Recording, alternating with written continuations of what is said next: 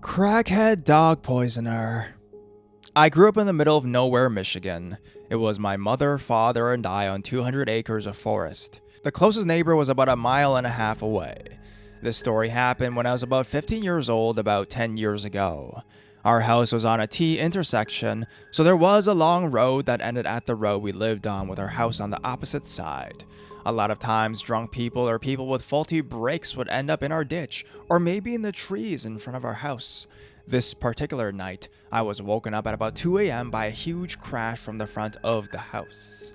My dad didn't usually go to bed until 4, and so when I ran to the front bay window, he was already in the driveway and told me to call the police because there was another accident. Like I said before, it happened a few times a year, so I didn't think too much of it until I went into the driveway after we called 911.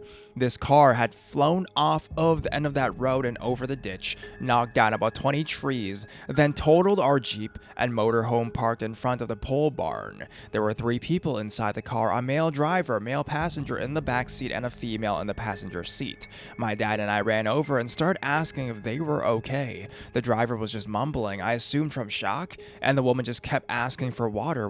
I grabbed her water, and by the time I got back out there, all 3 were sitting out on the ground near their car while my dad surveyed the damage. The police showed up, and the river immediately started screaming at my dad and I about why would we call the cops and are you friggin' serious right now? Turns out they were all under the influence and arrested. We were later informed that they had cocaine, marijuana, and alcohol in their system. Also, they must have been going 120 miles per hour to go off the end of the road to do that kind of damage. Crazy, but whatever, it was over, right? Well, I wouldn't be here if that was the case. 1 month to the day of the accident, my mom and I got home from a day of the beach and we went to get our dog Max out of his huge outdoor kennel, but he was acting strangely. As the night went on, he started walking crooked and failing, and when he started throwing up foam, we took him to the emergency vet. He was poisoned. We searched the kennel for any kind of thing we could have accidentally left out that he had found. A half of a raw hamburger patty, weird. Why would that be there? We had it tested, and lo and behold, it had a toxic amount of antifreeze inside it. Someone had poisoned our dog. Max came home a week later, but was having seizures. 2 days after he got home, we received a post-it note in the mailbox that said, "How's your dog?" We were livid. Someone was out for us, and those people were the only people who we thought might have something to do with it. But needless to say, we had no proof. Another week went by, then we started finding human feces with toilet paper squares on top of it in our driveway. Every time we would find it, it would be a little closer to the house. We found this 12 times over the course of 2 months. My dad kept staying up later and trying to catch them, but he never did. Finally, about 4 months after the accident, I was called to the principal's office and told to stay there. I was in there for a half hour before I knew what was going on. Apparently, a crazy-looking woman came in saying she was my mother and needed to get me for a doctor's appointment.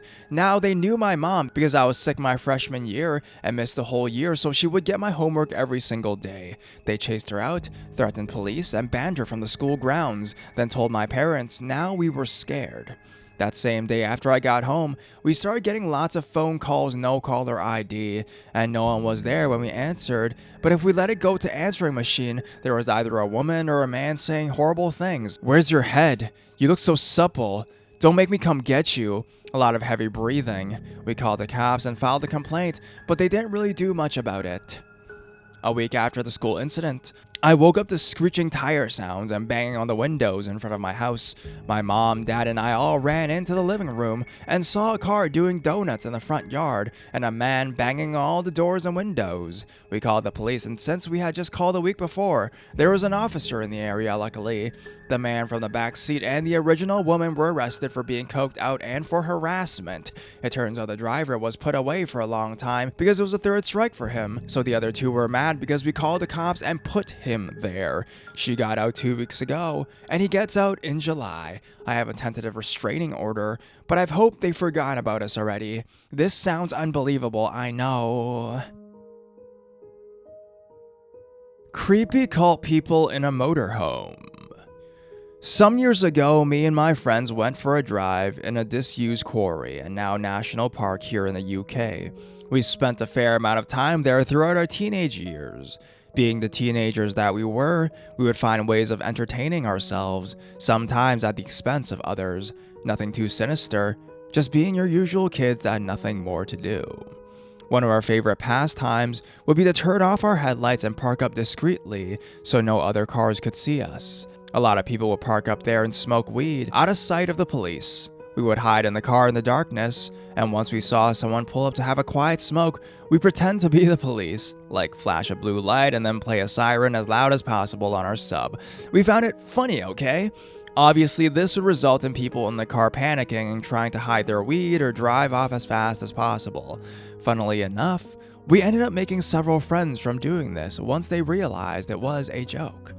Over the years, pretty much every night, we would up there do this thing, and we would see a motorhome parked up in the same spot there. We never paid them any mind because you could never see inside it, and it always seemed dormant and dark. The motorhome was very clearly a very dated model and pretty dirty. The only thing other than it was looking slightly out of place was that it had the biggest antenna at the top, like I'd never seen one so big before.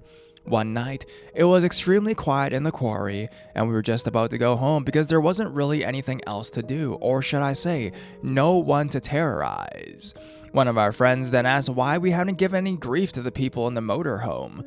We explained the above, and never seemed like there was anyone home there. After some time, we decided we'd bang on the doors and try to shake the vehicle and scream "earthquake." Again, please, bear in mind, we were bored, stupid teenagers. All four of us got out of the car as quietly as we could and sneaked all around the dirty motorhome. We counted to 3, trying to hide our giggles, and began our plan. We shook and banged and shouted "earthquake" at the top of our lungs. After about 30 seconds, no response. We all looked at one another. There was clearly no one home, and it felt completely anticlimactic. We began to walk back to the car, which wasn't too much of a distance away, when the motorhome door opened at a pretty relaxed pace. We all heard the creak of the door and spun around to see what it was. We all stood, frozen, at what we were seeing.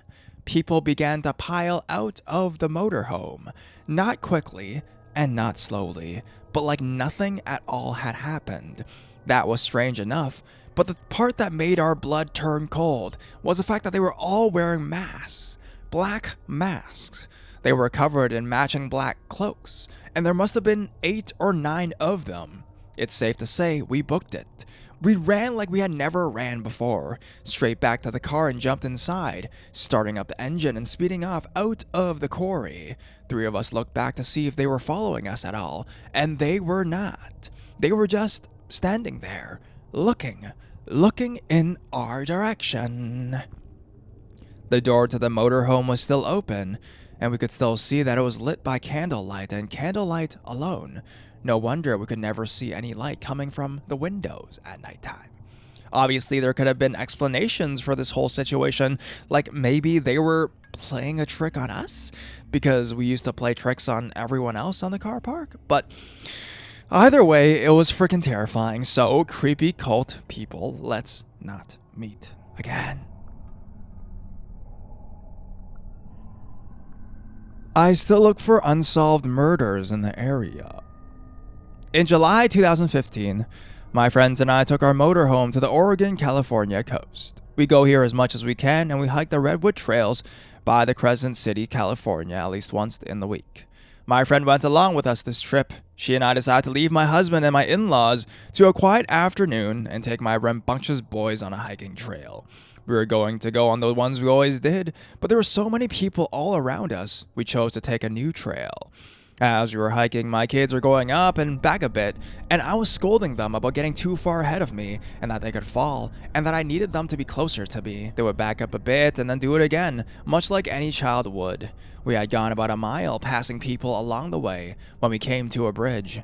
There was a guy who was stopped at the end of it, and I didn't know what exactly gave me a weird feeling at first, but I collected my boys close to me. As we came nearer to him, he just stared at us without blinking.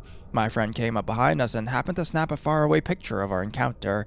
As we reached the end of the bridge, I had all my kids with me and he was just still staring. He then looked me in the eye and said, "You know, there's a fun game we could play here." I didn't really respond, but he answered anyways. "Let's play hide and seek."